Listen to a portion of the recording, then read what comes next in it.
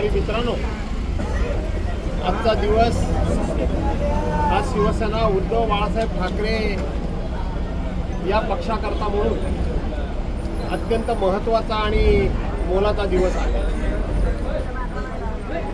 12 जिल्हा परिषदेच्या निवडणुकांचे निकाल हे आता झपाट्यानं आपल्या सर्वांच्या समोर येत आहेत आणि त्याच निकालापैकी आपल्या उमरोली जिल्हा परिषद गटाचा निकाल हा देखील आता जाहीर झालेला आहे.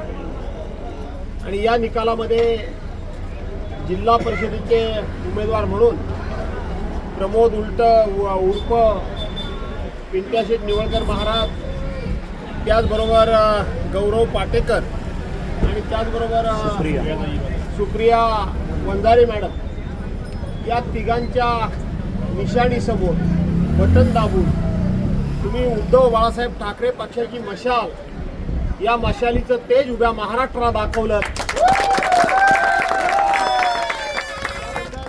मी तुम्हा सर्वांचे मनपूर्वक आभार मानतो. नवनिर्वाचित निवडून आलेल्या उमेदवारांना शुभेच्छा देतो. आज आपण आता आनंद साजरा करा, घरी जा. मी सातत्यानं सांगत होतो की धनशक्ती विरोधात जनशक्ती अशी आपली लढाई आहे. त्याचा अनुभव तुम्हाला आला आणि ज्या वेळेला जनशक्ती एकवटेल, जनशक्ती एकत्रितपणे, सांघिकपणे आणि एकमेकाच्या हातात हात घालून विश्वासानं उभी राहील, त्यावेळेला ही धनशक्ती हरल्याशिवाय राहणार नाही असं मी सांगत होतो आणि तुम्ही त्याप्रमाणे ही धनशक्ती हरवली. त्याबद्दल तुम्हा सर्वांचं मी अभिनंदन करतो. तुम्हा सर्वांना मी धन्यवाद देतो. आणि आता इथं थांबून चालणार नाही. आपण निवडून आलो म्हणजे आपलं काम संपलं असं नाही, तर अधिक आपली ताकद वाढवण्याच्या दृष्टीनं आपल्याला सर्वांना मिळून काहीतरी नियोजन करावं लागेल. अनेक ठिकाणी असं झालेलं आहे, खेडसारख्या ठिकाणी असं झालेलं आहे की आमचे उमेदवार निवडून आलेले आहेत, परंतु जाणीवपूर्वक रिकाउंटिंग, फेर मतमोजणी जाणीवपूर्वक घेतली गेलेली आहे. त्या मतमोजणीमध्ये सुद्धा आपले उमेदवार निवडून आलेले आहेत.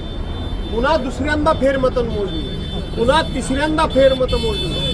नियमामध्ये एकदाच फक्त फेर मतमोजणी करता येते, दुसऱ्यांदा करता येत नाही.